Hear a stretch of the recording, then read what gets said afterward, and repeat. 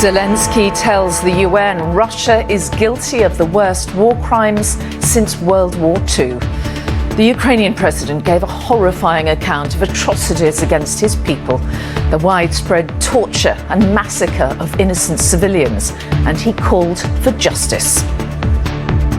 I am addressing you on behalf of the people who honor the memory of the deceased every single day. Here, Bobbie-Ann McLeod's killer pleads guilty in court. A local musician who snatched her from a bus stop. What? You stand still now! The parking row that led to murder despite the brave efforts of neighbours. Tiger's back. 5-time winner Woods reveals he will play in this year's Masters after the car crash that almost killed him. And Mr. Robert Burrow, for services to rugby and to motor neuron disease awareness. Honouring a sporting hero, Rugby League's Rob Burrow on his MBE and the illness that cost him his career.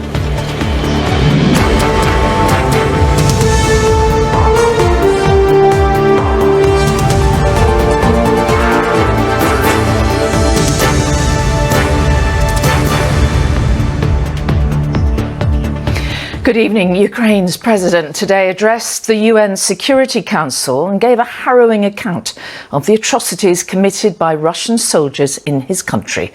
Volodymyr Zelensky said the worst war crime since the Second World War had been inflicted upon his people. Speaking to the council for the first time since the invasion, he said the world had yet to see the full extent of atrocities Russians have carried out. And a warning that there are upsetting images of victims from the very start of this report from our US correspondent, Emma Murphy. OK, well, let's get the latest from Ukraine and the US now with Emma in Washington and our correspondent John Ray, who's in Odessa in the south of Ukraine. Turning to you first of all, John, President Zelensky told the UN there are likely to be many more atrocities yet to be discovered. Does that chime with what you're hearing, what you're seeing there? Emma Murphy in Washington, thank you. Moving on, and here, a man has admitted murdering 18-year-old Bobbie-Ann McLeod, who was last seen at a bus stop in Plymouth on her way to meet friends. The teenager's body was found 3 days later. Today, 24-year-old local man Cody Ackland pleaded guilty to her murder and was told he will receive a mandatory life sentence. Now, there is no known link between him and Bobbie-Ann, and the killer's motive is still not clear. From Plymouth, here's Rebecca Barry. The boss of Manchester Airport is stepping down as criticism mounts over long security queues, which have seen passengers miss flights. Karen Smart is leaving as managing director after 8 years, and it came after the mayor of Greater Manchester said police and firefighters could be called in to deal with the chaos. Heathrow and Gatwick have also suffered issues due to staff catching COVID and flights being cancelled. Yasmin Bodabai has more. Well, Yasmin, as you said in your report, it's not just Manchester, is it? Other airports are struggling at the moment. And of course, it's the holidaymakers who are paying the price. OK, Yasmin Bodabai, Manchester Airport, thank you. Now, a violent neighbour has been convicted of murdering a father of 3 in front of his children in a row over a parking space. Matthew Borman was stabbed to death in his front garden in Gloucestershire in October last year. A court heard that the killer, Can Arslan, had warned police that he was going to commit murder the day before. He also attacked other neighbours before being stopped by an officer armed with a plank of wood. Sangeeta Lal has the details. Still to come on the programme, an end to the blame game. New rules could allow couples to divorce more amicably. And Tiger Woods on why he's back in the game at the Masters. 72 holes is a long road, and it's going to be a tough challenge, and a challenge that I'm up for. We'll have those stories and much more after the break, so do stay with us.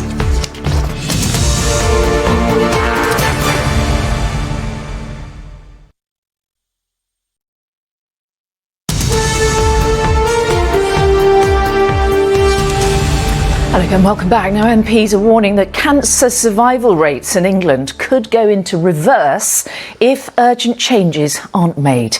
A committee found there is no plan to address staff shortages, and that could see hundreds of thousands of people miss out on an early diagnosis. And that, of course, can be the difference between life and death.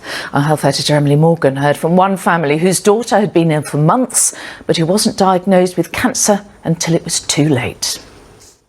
The government's LGBT business champion has resigned over the decision to exclude transgender people from a conversion therapy ban. Ian Anderson has accused the government of waging what we called a woke war. He spoke exclusively to our UK editor Paul Brand, who first broke this story. And Paul, what else did Mr Anderson say? OK, Paul Brand, Westminster, thank you.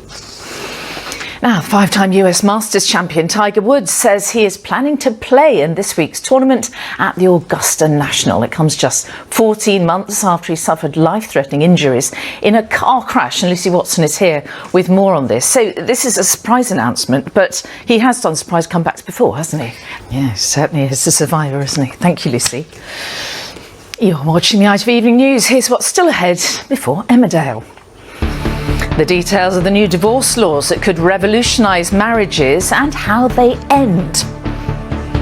Stephen Lawrence's brother on what's changed, or rather what hasn't, since his brother's death. And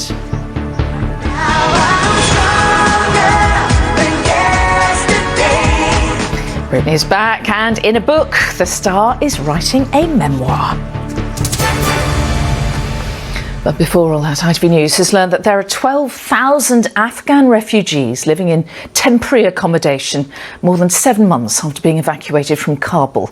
Now, it is costing the Home Office more than £1 million a day, and it's also having a terrible impact on the refugees themselves. Many of them say they're not getting the support they need, and as the UK and Europe now focus on helping those fleeing the war in Ukraine, there is the feeling that they've been forgotten and they aren't being offered the same welcome. In this special report, our social affairs correspondent Sarah Corker heard from Afghan refugees about their ongoing struggles. Well, Sarah, as you say, they're very grateful, but they do feel to an extent they've been forgotten, don't they? So what is the government saying about it? Sarah Corker, thank you. Now, a new no-fault divorce law comes into force in England and Wales from tomorrow, aiming to take some of the acrimony out of alimony. Until now, any couple wanting to separate quickly had effectively to sue one or other of them for either adultery or unreasonable behaviour. So it's hoped that removing that might improve the relationship between splitting couples. Here's our Midlands reporter Ellie Pitt on the end of the blame game. The brother of Stephen Lawrence has told ITV News an outsider needs to come in to lead the Met Police to bring about meaningful and lasting change. Speaking just days before Dame Cressida Dick leaves after being forced out as commissioner, Stuart Lawrence said the Met is too tainted by its past. He and his family had to fight tirelessly for any kind of justice after Stephen was murdered by a racist gang in South London in 1993. Now, the Met says a lot has changed since then, but Stuart believes there's a lot more still to do.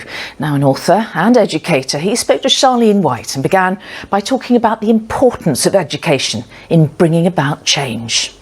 Wise and inspiring words of Stuart Lawrence, who was speaking to Charlene White. Footballers and celebrities are going to be banned from advertising gambling products under new rules to protect young and vulnerable people. The UK's advertising body said the restrictions will stop betting companies featuring top-flight footballers, celebrities and reality TV stars with large social media followings because they could be influencing under 18s. The ban will also include ads on football kits, stadiums and video game content. The changes will come into effect from October. The pop star Britney Spears has revealed she's writing a tell-all book about her life, expected to include things that she has never spoken about openly before. Until a recent legal ruling, all her finances and career decisions were legally controlled by her father. But as our entertainment reporter Rishi Davda explained, she's now enjoying her freedom. Still to come on the programme, how the home where Paul McCartney created his songs is inspiring a whole new generation. And a special day out at Windsor for the former rugby league player Rob Burrow. We'll have those stories and more after the break. Join me then.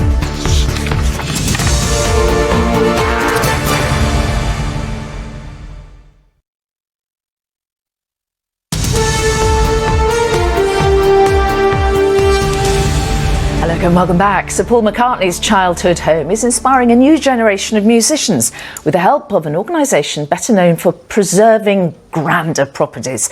The Terraced House in Allerton in Liverpool is where he wrote his songs Love Me Do and I Saw Her Standing There with John Lennon. Now owned by the National Trust, it's going to be opened up to unsigned artists so they too can write and play their own songs there. Andy Bonner on the new Mersey Beat.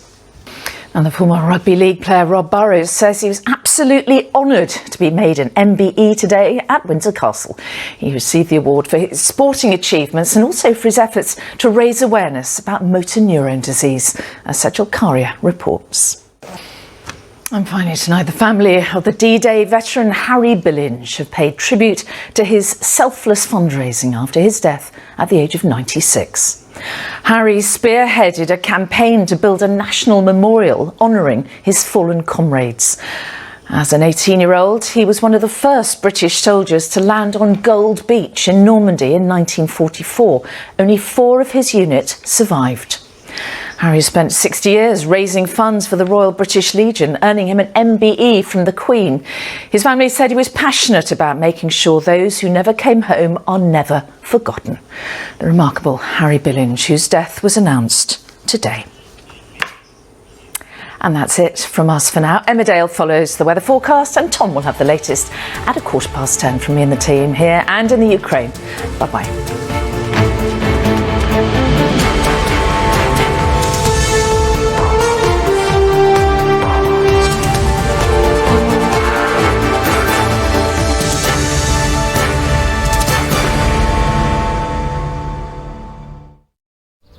There'll be some light cloud early on today, but by lunchtime it will almost certainly clear. Heinz Seriously Good Mayonnaise sponsors ITV National Weather.